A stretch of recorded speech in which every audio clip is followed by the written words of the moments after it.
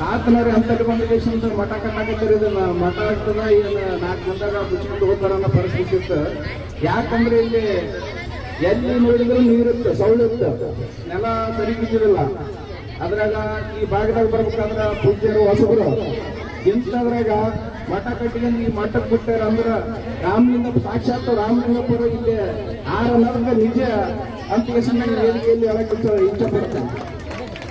ಅಪ್ಪ ಅವ್ರು ಹೆಂಗ್ ಬೆಳೆಸಾರ ಮಠ ಅಂತಂದ್ರ ನಾವು 15 ವರ್ಷಗಳಿಂದ ನಾವು ಕೈತಳದಾಗ ಇದ್ದೀವಿ. ಕೈತಳದಾಗ ಇದ್ದಾಗ ಅಪ್ಪವ್ರು ಬಂದ್ರಂದ್ರ ಆ ಕಡೆ 1-2-3 ದಿನ ಭಕ್ತರ ಮನೆ ಕರ್ಕೊಂಡು ಹೋಗೋರು ನಮ್ಮ.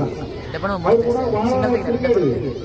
ಅದರಂಗ ಈ ಮಠ ಬೆಳಿಬೇಕಂದ್ರೆ ಸುತ್ತ ಅಮ್ಮಾಪುರ ಆಗಿರ್ಬೋದು, ಹಾಕಿಗೇರಿ ಆಗಿರ್ಬೋದು, ಜಾರ್ಮಿನ್ಸ್ ಆಗಿರ್ಬೋದು, ಈ ಕಡೆ ಬೊಮ್ಮನೂರ್ ಆಗಿರ್ಬೋದು, ಎಲ್ಲಾ ಗ್ರಾಮಗಳು ಅಪ್ಪರು ಎಲ್ಲರಿಗೆ ಆಶೀರ್ವಾದ ಮಾಡ್ಕೊಂತ ಒಳ್ಳೇದು ಮಾಡ್ಕೊಂತ ಹೊಂಟಾರ ಅಂತ ಈ ನಮ್ಮನೆ ಹೊಂಟಾರ.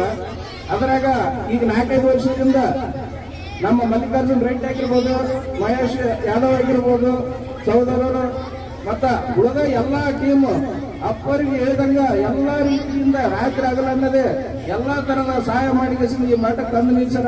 ಅವರಿಗೂ ಕೂಡ ರಾಮಲಿಂಗಪ್ಪ ಮಲ್ಲಿಕಾರ್ಜುನ ಸ್ವಾಮಿ ಒಳ್ಳೇದು ಮಾಡಲಿ ಅಂತ ಹೇಳ್ತಾ ಈ ವೇದಿಕೆಯಲ್ಲಿ ನಮಗೆ ಕೆಲಸದಿಂದ ಮಾತನಾಡಲು ಅವಕಾಶ ಮಾಡಿಕೊಟ್ಟಂತ ಎಲ್ಲಾ ಪೂಜ್ಯರಿಗೆ ಪಾದಕ್ಕೆ ವಂದಿಸುತ್ತಾ 2 ಮಾತು ಮುಗಿಸ್ತೀನಿ. ಜೈ ಹಿಂದ್, ಜೈ ಕರ್ನಾಟಕ.